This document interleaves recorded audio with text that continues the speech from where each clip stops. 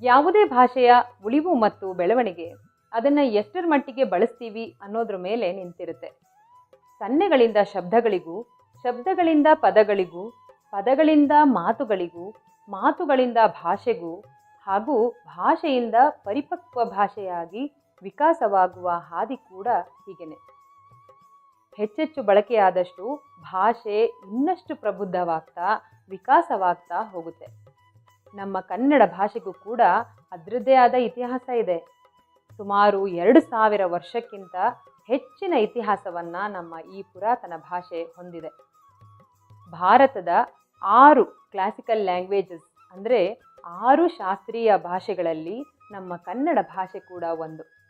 ಭಾಷೆಗಳ ಇತಿಹಾಸದಲ್ಲಿ ಕನ್ನಡವು ಜಗತ್ತಿನ ಓಲ್ಡೆಸ್ಟ್ ಸರ್ವೈವಿಂಗ್ ಲ್ಯಾಂಗ್ವೇಜಸ್ ಪಟ್ಟಿಯಲ್ಲಿ ಪರಿಗಣಿಸಲ್ಪಡುವುದು ನಾವೆಲ್ಲರೂ ಹೆಮ್ಮೆ ಪಡುವಂತಹ ವಿಷಯ.